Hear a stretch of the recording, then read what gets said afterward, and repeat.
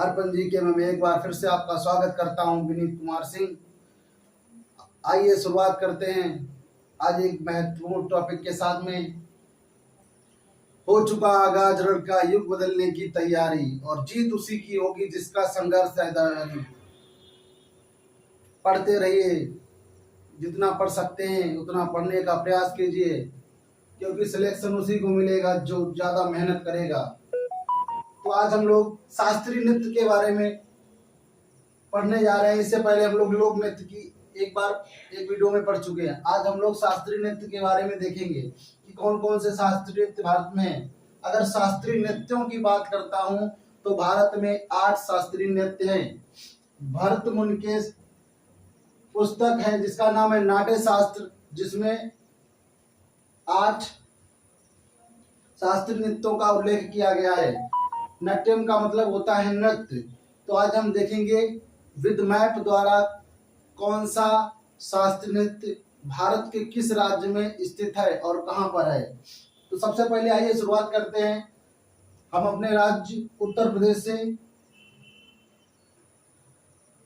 उत्तर प्रदेश, अगर उत्तर प्रदेश की बात करें तो उत्तर प्रदेश में आप सभी लोग जानते होंगे, कई बार पढ़ चुके होंगे, कथक।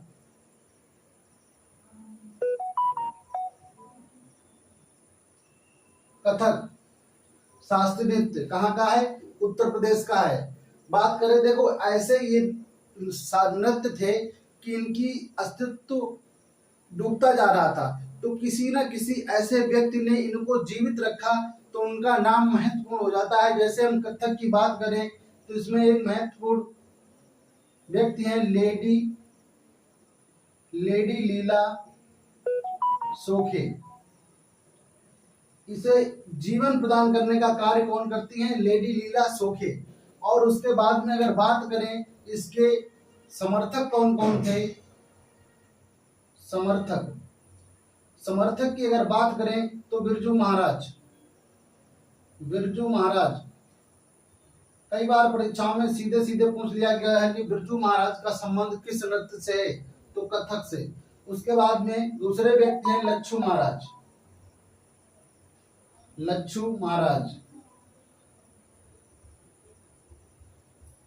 इसके बाद में एक महिला और आती है दमयंती जोशी।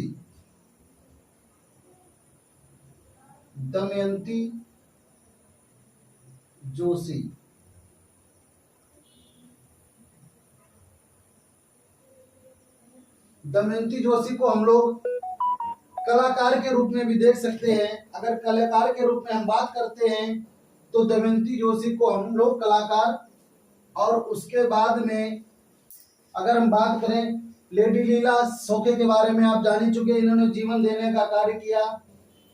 और उसके बाद में इसमें एक महिला और आती हैं जिनका नाम है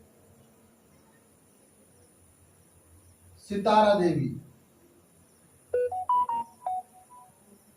हालांकि यह प्रश्न यहाँ से बनता नहीं है, लेकिन हमें हर प्रश्न की बिल्कुल नींव तक जाना है, हर प्रश्न की डीपली जानकारी होनी चाहिए, क्योंकि लेवल अब परीक्षाओं का बहुत आगे निकल चुका है। अगर गहराई से नहीं पढ़ेंगे तो प्रश्न हमारे हाथ से निकल जाएगा, इसीलिए हम किसी भी चीज को नहीं छोड़ेंगे। उसके बाद में अगर हम बात करते हैं असम की बात करें, असम का शास्त्रीय नृत्य जिसे कहते हैं सत्रिया। असम के शास्त्रीय नृत्य को क्या कहते हैं? सत्रिया। तो सत्रिया शास्त्रीय नृत्य कहाँ का है? असम का। टोटल हमारे 8 ही शास्त्रीय नृत्य हैं। इसके बाद में अगर हम बात करें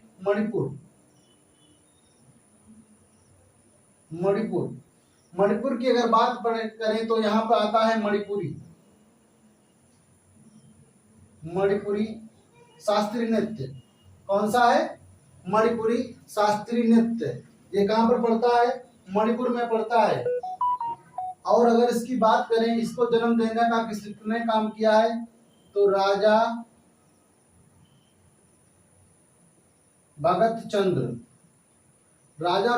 ने क्या किया है? इनको जीवन देने का काम किया है। जीवन देने का काम किसने किया? मणिपुरी नृत्य को राजा भगत चंद्र ने। उसके बाद में उड़ीसा की बात करें, उड़ीसा में ओडिसी कौन सा शास्त्रीय नृत्य है? ओडिसी, उड़ीसा में। उसके बाद में हमारा आता है आंध्र प्रदेश। अगर आंध्र प्रदेश की बात करें तो कुचिपुड़ी, नाम बहुत ही सुना होगा आप लोगों ने, कुचिपुड़ी। कुचिपुड़ी को हम लोग कच्चीपुड़ी के नाम से जानते हैं। जब भी हमें आंध्र प्रदेश का ध्यान आता है तो कहते हैं आंध्र प्रदेश कच्चीपुड़ी। तो कच्चीपुड़ी से हमारा आंध्र प्रदेश कुचिपुड़ी। अगर इसकी बात करें तो इसके कलाकार हैं यामिनी कृष्णमूर्ति। यामिनी कृष्णमूर्ति। यामिनी कृष्णमूर्ति ने क्या किया है? कलाकारी का काम किया है। ये इसकी मुख्य कलाकार माने जा सकते हैं, इनको हम कह सकते हैं।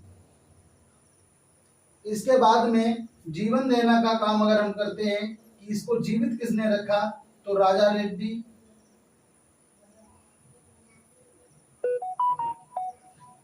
राजा रेड्डी का नाम आता है जीवित करने में।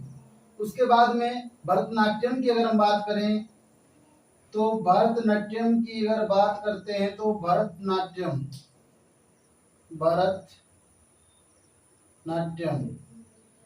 इसका एक दूसरा नाम है दासियाट्यम। दासियाट्यम इसका दूसरा नाम है। हो सकता है आप लोग इस नाम के बारे में ना जानते हो, लेकिन भरतनाट्यम का दूसरा नाम है दासियाट्यम। उसके बाद में इनके अगर कलाकारों की बात करें तो आते हैं यामिनी कृष्णमूर्ति। यामिनी कृष्णमूर्ति। यामिनी कृष्णमूर्ति।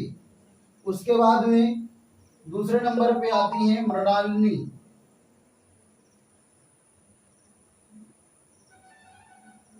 मृणालिनी साराभाई। मृणालिनी साराभाई। इसके बाद में अगर हम कलाकारों में बात करें तो यामिनी कृष्णमूर्ति हो गई, मृणालिनी साराभाई हो गई, और उसके बाद में हम बात करते हैं लक्ष्मी विश्वनाथन। लक्ष्मी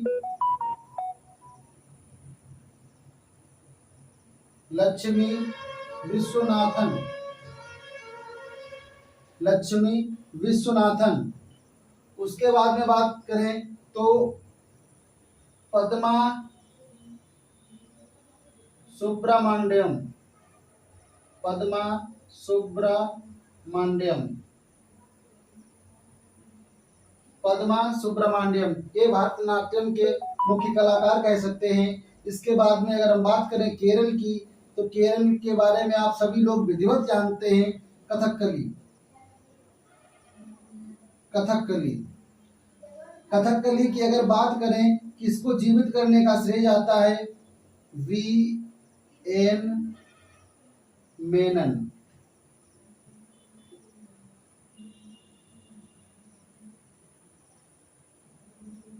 और उसके बाद में दूसरा नाम आता है मृदुल राजा। इसके बाद में दूसरा नाम कौन सा आता है जिसे हम जानते हैं, सॉरी मृदुल नहीं, मुकुंद। मुकुंद राजा। मुकुंद राजा। इसके बाद में हम बात करते हैं एक और यहीं पर पाया जाता है जिसके कहते हैं मोहिनीअट्टम। मोहिनीअट्टम। मोहिनीअट्टम की बात करें तो इसे जीवित करने का श्रेय जाता है B.N. मेनन।